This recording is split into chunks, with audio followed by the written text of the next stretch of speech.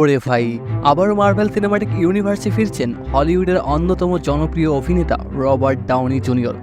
আমরা জানি যে রবার্ট ডাউনি জুনিয়র এর আগে মার্ভেল সিনেমাটিক ইউনিভার্সের সিরিজে আয়রন ম্যান চরিত্রে তিনি পুরো দুনিয়া মাতিয়েছেন। পৃথিবীর সকল প্রান্তে তার ফ্যান ফলোয়ারের সংখ্যা অগণিত।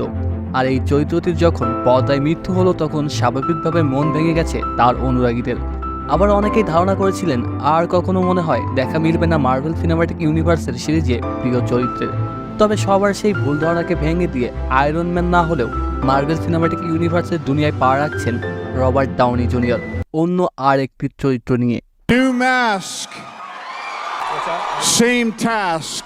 2019 সালে যখন অ্যাভেঞ্জার এন্ডগেম মুক্তি পায়, নির্মাতারা প্রত্যাশা করেছিলেন সফলতার, কিন্তু বিশ্বজুড়ে প্রতিক্রিয়ার চোখ কপালে তুলে দিল চলচ্চিত্র বোদ্ধাদের। 35 থেকে 40 কোটি ডলারের বাজেট নিয়ে বক্স অফিসে সর্বকালের ব্যবসা সফল সিনেমায় হাই করে নেয় এই সিনেমা। আর এই সিনেমার মহাকাব্যিক এই সফলতার পেছনে অন্যতম অনুঘটক ছিল আয়রন ম্যান চরিত্রে থাকা রবার্ট ডাউনি জুনিয়র। তবে এবার Robert Downey junior Marvel cinematic ইউনিভার্সে ফিরছেন ঠিকই, কিন্তু কোনো হিরোর চরিত্রে নন, বরং ভিলেনের চরিত্রে মার্ভেল সিনেমাটিক ইউনিভার্সে পা রাখছেন তিনি। কারণ আয়রন ম্যানের তো শুধু একটা ভেরিয়েন্ট না, অগণিত ভেরিয়েন্ট রয়েছে।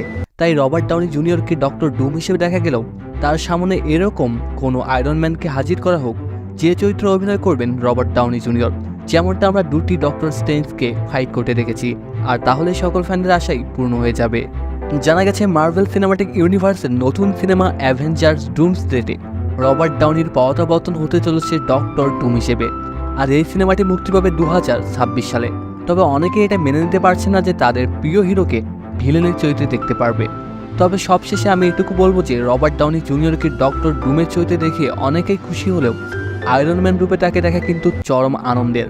আশা করা যায় সেই আনন্দ থেকে আমরা বিতাড়িত হব না।